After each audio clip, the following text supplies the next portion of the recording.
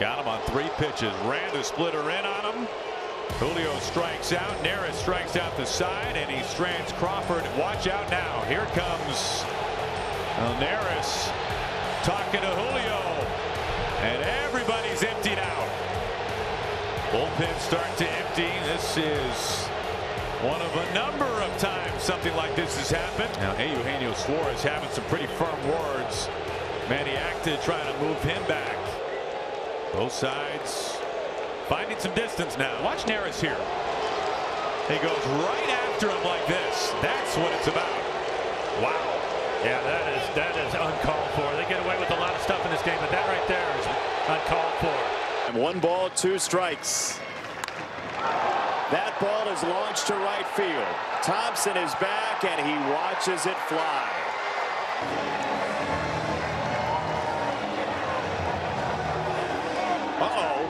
Oh boy. Yasmani Grandal had something to say. Smith did as well, and the benches are clearing. The Sox got up to the top step. Clevenger had something to say to Smith as well around the bases. The bench is cleared. The bullpens have cleared in a 6-1 game. Mike says something to him. Oh, he's telling him, look at the score. That's pretty much what he was telling him. Because it took Donham a while to get around the bases. And then Mike Clevenger said, hey, look at the score.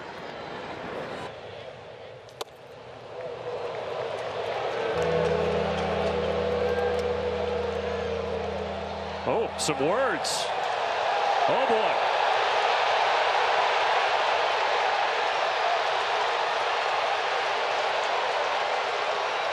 Here come the bullpens.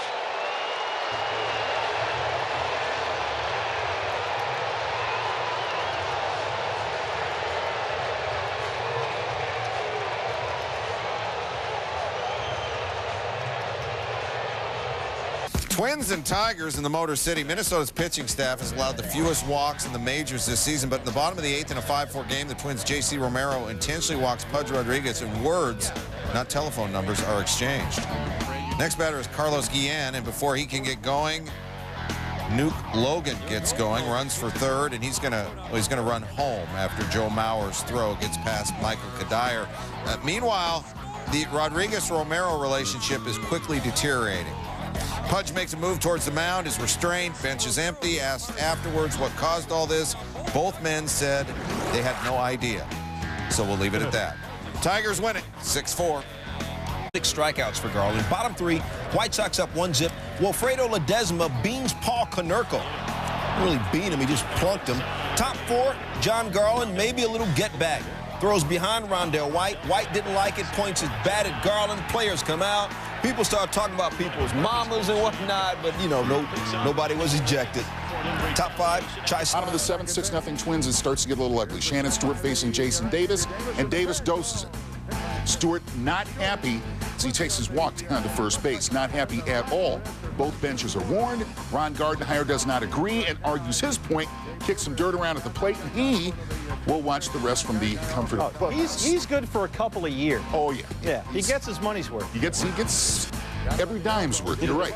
Still bottom of the 7th, Lou Ford at the plate, and Ford is good. Luke went into center field. Now, Sizemore can't make the catch. Stewart and Jason Bartlett both score, and it's 9-0 in favor of the Twins. But Stewart brushed Davis while scoring, so tempers flared a little bit. Ford came running in from second base.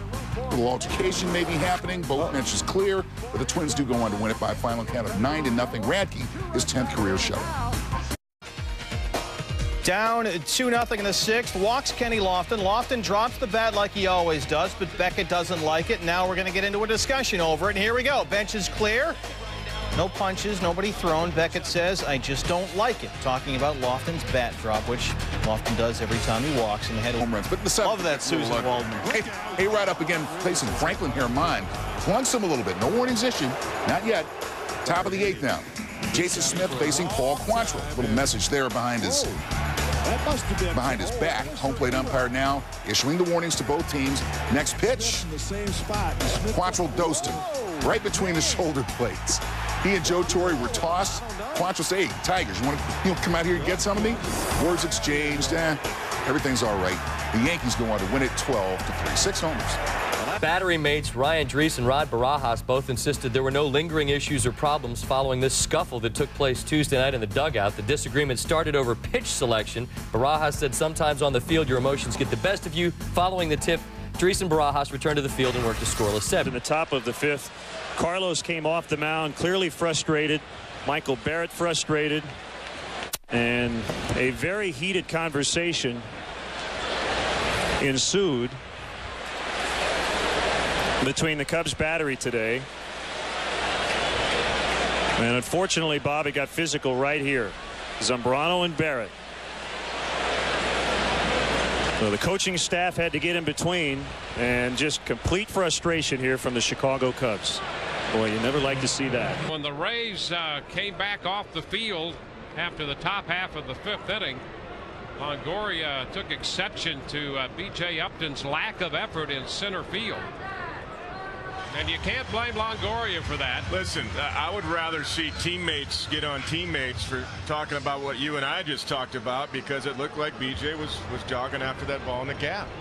Well, in the last half inning, apparently there was a disagreement in the Tigers dugout. McCann and Iglesias got into it a little bit, and Castellanos had to take Iglesias out of there, who fired his glove at McCann. Yeah, don't know exactly what was going on down there. Obviously there was something related to the...